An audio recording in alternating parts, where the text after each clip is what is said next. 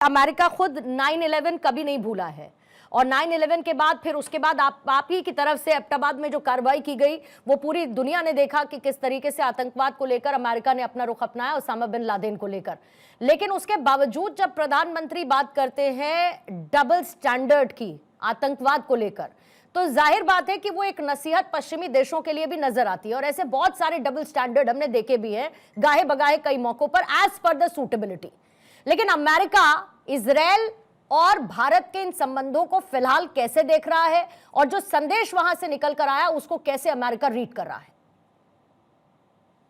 Thank you so much for having me. से जय हिंद। पहले तो मैं ये कहूँगी कि मेरा जो ओपिनियन है शायद आपके पैनलिस्ट और आपको या आपके दर्शकों को सूट ना भी हो सकता है, लेकिन मैं बोलूँगी यहाँ पे। जो यहाँ पे सिचुएशन चल रहा है आफ्टर अक्टूबर 7th, धीरे धीरे आप कॉलेजेस में देखिए यहाँ पे पैलेस्टाइन के लिए काफ़ी प्रोटेस्ट हुआ है। इजराइल की जो सपोर्ट हुआ करता था यहाँ पे अमेरिकन लॉबीज में, वहाँ पे धीरे धीरे थोड़ा सा फ्रैक्चर दिखाई दिया है। अभी एक नैरेटिव बनाया गया है कि इजराइल जो है वो लॉबी में इतने सक्षम है, अमेरिका में लिटरली बिलियंस ऑफ डॉलर्स यहाँ से जाता है। और ठीक है अक्टूबर 7th हुआ है, लेकिन at the end of the day Israel भी काफ़ी पैलेस्टीनियंस की लाइफ लिए, इनोसेंट लाइफ्स की लिए, गाजा को फ्लैटन करने का जो एजेंडा था वो सक्षम हो गए। अभी प्रेसिडेंट ट्रंप ने, आप देखेंगे लिटरली बैक एंड फोर्थ वो खेलते रहते हैं। अब उनको समझ नहीं आ रहा है किसको सपोर्ट करना है किसको सपोर्ट नहीं करना है। तो अनफॉर्चुनेटली अभी गाजा में आप देखेंगे वो जेरेड कुशनर का बोर्ड ऑफ पीस में आप देखेंगे वहाँ पे बड़े बड़े एजेंडा चलाया जाता है, अदर ओशन फ्रंट प्रॉपर्टी बनेंगे या गोल्फ कोर्स बनेंगे एक्सेट्रा एक्सेट्रा। ये सब पैसे की गेम है। At the end of the day America का एलाई कोई नहीं है। अमेरिका को किसी को एलाई समझते ही नहीं है, वो अपना इंटरेस्ट देखते हैं। अगर आप काउंटर टेररिज्म की बात भी कर लीजिए, that's exactly how it is also. आज आप अगर बोले बिन लादेन को पाकिस्तान में मारा गया था, अब प्रेसिडेंट ट्रंप का टर्म 2 में क्या हुआ, यहाँ पे शहबाज शरीफ हो, आसिफ मुनीर हो, वहाँ पे रेड कार्पेट लगाया गया है। लिटरली सीरिया की एक्स जो आईसिस और अलकायदा जो बैठा हुआ है टॉप मोस्ट पोजीशन में, उनको रेड कार्पेट दिया गया है प्रेसिडेंट ट्रंप की तरफ से। So this is a conflicting message. उनको समझ नहीं आ रहा है कि वो जो कह रहा है वो कैसे इंटरप्रिट हो रही है। लेकिन उनका जो मेजर जो मागा बेस है उनके लिए फर्क नहीं पड़ता। उनके लिए प्रेसिडेंट ट्रंप जो कर रहे हैं सब सही कर रहे हैं। तो वो बात हो जाती है कि he is a cult leader unfortunately and he whatever he says is right। And उनके हिसाब से America is the supreme. America कुछ भी कर सकता है, कहीं भी कर सकता है, कभी भी कर सकता है।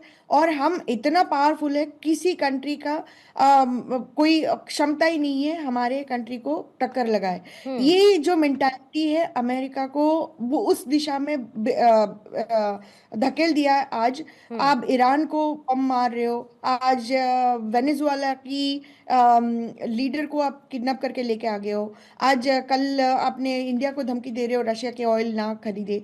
ये सब आपको दिखाई दे रहा है because of the fact that America thinks America is the supreme nation और इनके मिलिट्री माइट को वो कहते हैं ना पूर्णिमा नाथ जी, खुद को खुश रखने के लिए ख्याल अच्छा है गालिब। तो अगर इस तरीके का ख्याल ट्रंप साहब रखते हैं तो रखते रहें। लेकिन आज की वॉशिंगटन पोस्ट की हेडलाइन क्या थी प्रधानमंत्री के इजराइल दौरे पर? देखिए वही तो मैं कह रही हूँ। मैं अब प्रेसिडेंट ट्रंप को बहुत सपोर्ट किया था, 10 साल की सपोर्ट बेस मेरा है। हिंदूज एंड ट्रंप मैंने शुरू किया था उनको सपोर्ट करवाने के लिए कि majority of the Indian voter जो है वो एक्चुअली डेमोक्रेट वोटर्स है, और वो है डेमोक्रेट स्टेट्स में, तो डेमोक्रेट को ही वोट करेंगे ना, तो रिपब्लिकन को कोई वोट नहीं करते थे। तो मेरे जैसा कोई 2-3 आवाज ऐसे आए होंगे जो बोले हैं कि president Trump is the right for the country. Because उन्होंने, आपको याद है इलेक्शन से पहले बांग्लादेशी हिंदूज के बारे में भी उन्होंने ट्वीट किया था। अनफॉर्चुनेटली पावर में आने के बाद उनका ऐसा टर्न हुआ है, 180 डिग्री शिफ्ट हुआ है कि उनका बेसिस को चेंजेस नहीं हुआ, लेकिन जो इंडिपेंडेंटली उनको सपोर्ट किया, जैसे मेरे जैसे लोग हैं, उनको अभी दिख रहा है कि it is he is a manifestation of America. He is not the first one. ये जो मेंटालिटी की बात हम कर रहे हैं, वो he hasn't created it, he is part of it, he is manifested it, he has actually embraced it. Unfortunately this is not going to fly globally. अभी इसराइल की सिचुएशन जो है वो अपना दौर एग्जिस्टेंशियल थ्रेट मानते हैं। इंडिया भी सेम है, हिंदूज का भी सेम है। अब आज अगर हम हिंदू होके यहाँ पे हिंदू हिंदू होके हम हिंदू जैसा नहीं जी सकते हैं, आप मुझे बताइए, कल मुझे बोलेंगे कि कन्वर्ट करना पड़ेगा। This is exactly what president Trump's MAGA cult is trying to do. Christian nationalism का जो एजेंडा चल रहा है, दिस इज डेंजरस। इसीलिए मेरा एक संदेश है प्रेसिडेंट पीएम मोदी की, कोई भी बात नहीं कर रहा है। I understand you are talking about defence deals and technology deals and technology transfers, लेकिन कोई भी स्टेशन आपकी इंडिया में ये बात नहीं उठाई। मैंने जहां जहां पे बैठा है वो बात किया है। मैं आपको बताती हूँ, आप वहां पे बैठे हो, वहां पे अच्छा भाषण दिए, बहुत अच्छी बात है। आपका एजेंडा सिविलाइजेशनल है, बहुत अच्छी बात है, लेकिन आप स्वास्तिका को फ्री करवाइए। और इंडियन जूस जो है, आज तक जो वहां पे शेल्टर लिया है, कोई भी आज तक मुंह खोला नहीं है।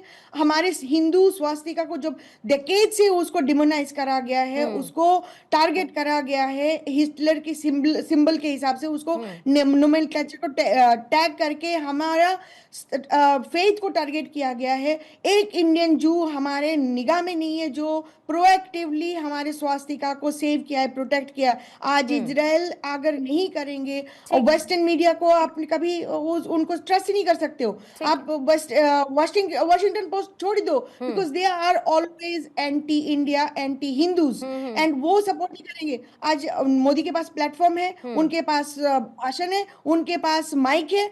आप स्वास्तिका को क्लियर करिए। आप हमारे घर में अमेरिका में मैं सामने स्वास्तिक नहीं लगा सकती हूँ। और आप जो कह रही हैं वहां से, पूर्णिमा नाथ जी, देखिए यही तो भारत की और यही भारत के लोकतंत्र की खूबसूरती है कि जो वहां से आप कहना चाह रही हैं और उसको हम बड़े खुले दिल से सुन रहे हैं, और इस बात की उम्मीद भी करते हैं कि जो आपका संदेश है वो प्रधानमंत्री तक भी जाए और जो आपके ग्रीवेंसेस हैं वो डोनाल्ड ट्रंप तक भी जाए, क्योंकि आप तो बड़ी पुरानी आवाज है, लेकिन ट्रंप आजकल सुनने को और मानने को तैयार नहीं है। Deepti Taneja ji, I use both of your expertise, एक आपके फॉरेन एक्सपर्ट के तौर पर भी और इकोनॉमिस्ट के भी तौर पर, क्योंकि प्रधानमंत्री का ये जो दौरा रहा, इसके आप आर्थिक फायदे ज्यादा देखती हैं या फिर आपको लगता है कि इसके रणनीतिक और राजनीतिक फायदे ज्यादा हैं? मोर प्रिसाइसली रणनीतिक फायदे आप ज्यादा देखती हैं, और इकोनॉमिकली आप भारत के लिए इसे कैसा बूस्टअप देखेंगे? नमस्कार पूर्णिमा जी। देखिए, कभी भी इकोनॉमिक्स और जियोपॉलिटिकल सिचुएशन सेपरेट नहीं होती हैं, बहुत थिन लाइन होती है।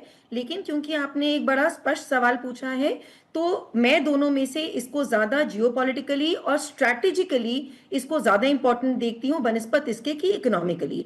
इसका मैं आपको कारण भी बताती हूँ, क्योंकि देखिए इकोनॉमिकली इजराइल एक बहुत छोटा देश है, उसकी आयात निर्यात की अपनी कुछ लिमिटेशंस हैं, तो उनसे बहुत ज्यादा ये उम्मीद करना कि हमारा ऑल्टरनेटिव मार्केट्स में वो फायदा देंगे या हमारे लिए ऑल्टरनेटिव मार्केट्स खुलेंगी, चाहे वो एक्सपोर्ट हो चाहे वो इंपोर्ट हो। बेसिकली हम अपने एक्सपोर्ट के अगर नजरिए से बात करें तो वहां पे इजराइल की अपनी पॉपुलेशन, अपने साइज की लिमिटेशंस आ जाती हैं।